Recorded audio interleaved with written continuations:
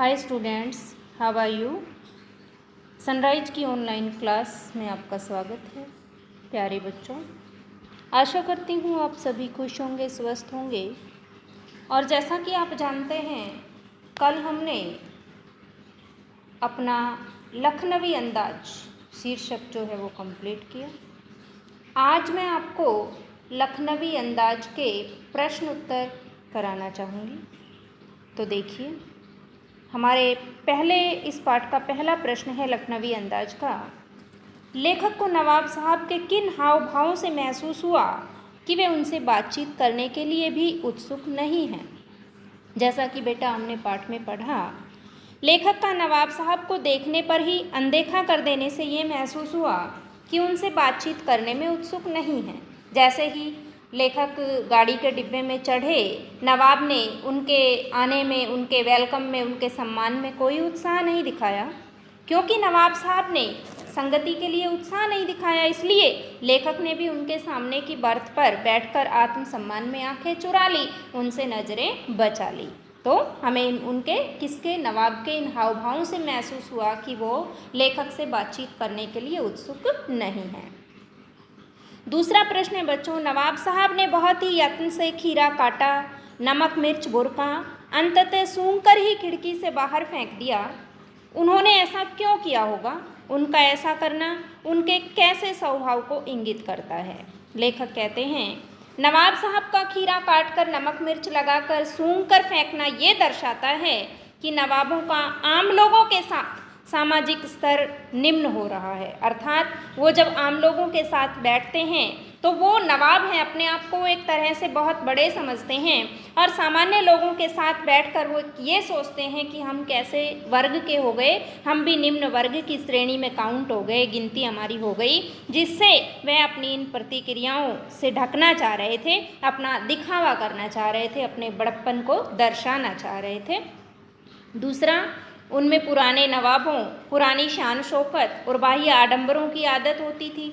वह आज भी जस की तस है। अर्थात जैसा कि मैंने पाठ पढ़ाया तब आपको बताया कि रस्सी जल गई पर बल नहीं गया, तो आज भी उनकी अकड़ कायम है। बेशक उनकी रियासतगिरी जो है वो सरकार के द्वारा छीन ली गई है, जबकि आज स्थिति बद से बदतर हो गई है, बहुत बुरी हो गई है, परंतु अब भी नवाबी अकड़ स्वभाव में स्थिर है, इसलिए वो ऐसा करते हैं। तीसरा प्रश्न है बच्चों, बिना विचार घटना और पात्रों के क्या कहानी लिखी जा सकती है? यशपाल के इस विचार से आप कहाँ तक सहमत हैं? लेखक कहते हैं, नई कहानियों पर लेखक ने यथार्थ व्यंग करते हुए इस रचना को साकार रूप दिया है। व्यंग किया है लखनवी अंदाज में नवाबों के दिखावे के ऊपर, क्योंकि नई कहानियों में लेखक के अनुसार न तो उसमें कोई शिक्षा होती है, प्रेरणा होती है, ना ही कोई मनोरंजन की बात होती है, और ना ही कोई विषय उद्देश्य होता है। इसलिए उनके ऊपर व्यंग किया है कि नई कहानी जो है वो कभी भी कैसे भी बिना पात्र, बिना घटना और बिना विचारों के लिखी जा सकती है।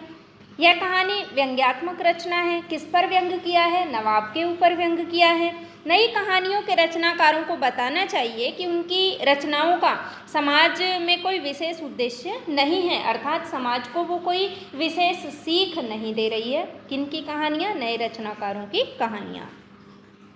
अब लेखक कहते हैं कि आप इस निबंध को और क्या नाम देना चाहेंगे? तो प्रश्न आता है आपका।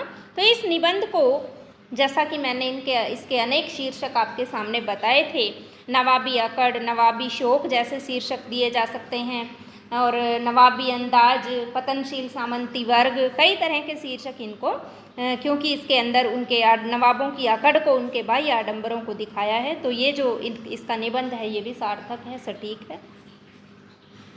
अगला प्रश्न है बच्चों, आपने नवाबों की और भी सनकों और शौक के बारे में पढ़ा सुना होगा, किसी एक के बारे में लिखिए।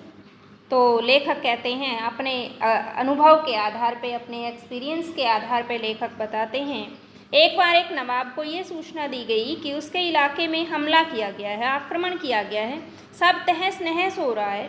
बार बार उनको ये बताया जा रहा था, परंतु इसके बारे में चिंतित होने और तुरंत इसे रोकने के प्रयास करने के बजाय वह अपने नौकरों को आदेश देते हैं कि पहले उन्हें जूता पहनाया जाए। यह भी ये दर्शाता है कि नवाबों की एक अकड़ थी, क्योंकि वह राज शोक से रहते थे, राजसी ठाठ बाट से रहते थे, परंतु अपनी प्रजा का ध्यान रखना भी उनकी जिम्मेदारी होती है, लेकिन वो उनके अंदर नहीं थी। अगला है, नवाब साहब ने लेखक को देखकर अनदेखा क्यों कर दिया? तो लेखक नवाब साहब की असुविधा और संकोच के कारण का अंदाज़ा लगाने लगे। उन्होंने सोचा कि नवाब साहब ने बिल्कुल अकेले यात्रा कर सकने के अनुमान में बचत करने के विचार से खीरे खरीदे हैं और सेकंड क्लास का टिकट लिया है किफ़ायत के विचार से, और अपने सफ़र का वक्त काटने के लिए उन्होंने क्या खरीदा? खीरे जैसी छोटी वस्तु खरीदी है। नवाब साहब का सहसा भाव परिवर्तन लेखक को अच्छा नहीं लगा।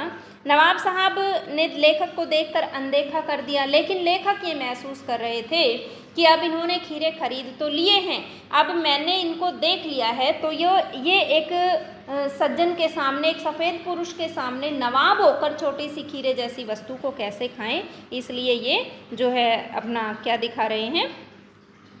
संकोच दिखा रहे हैं। अब अगला जो प्रश्न है बेटा, लेखक इस कहानी से क्या उद्देश्य देना चाहते हैं? इसे आप कहानी कह सकते हैं, इसके द्वारा क्या बताया गया, ये ऐसे भी हो सकता है प्रश्न। तो लखनवी अंदाज पाठ में लेखक यशपाल ने नई कहानी के लेखकों पर व्यंग किया है और इस कहानी के माध्यम से ये दर्शाया है कि कोई भी कहानी बिना घटना और पात्रों के भी लिखी जा सकती है, लेकिन ऐसी कहानियों का प्रभाव कैसा होता है? क्षणिक होता है, प्रभावहीन कहानियाँ होती हैं। लेखक ने व्यंग किया है कि नई कहानियों के लेखक ऐसी ही कहानियाँ लिख रहे हैं जिनका साहित्य के क्षेत्र में ना तो कोई विशिष्ट योगदान है और ना ही कोई विशेष स्थान है, ना ही कोई प्रेरणा उनके अंदर दिखाई देती है, लोगों से समाज को ना कोई सीख उनमें दिखाई देती है। तो ये बेटा आपके प्रश्न थे। आपको ये 7 क्वेश्चंस अच्छे से लर्न करने हैं और सुलेख की जो आपने नोटबुक बना रखी है, जैसा कि मैंने आपको बोल रखा है, उसी के अंदर ये सारे क्वेश्चन आपको राइट भी करने हैं। आज का आपका यही होमवर्क रहेगा। इति अलम, थैंक यू।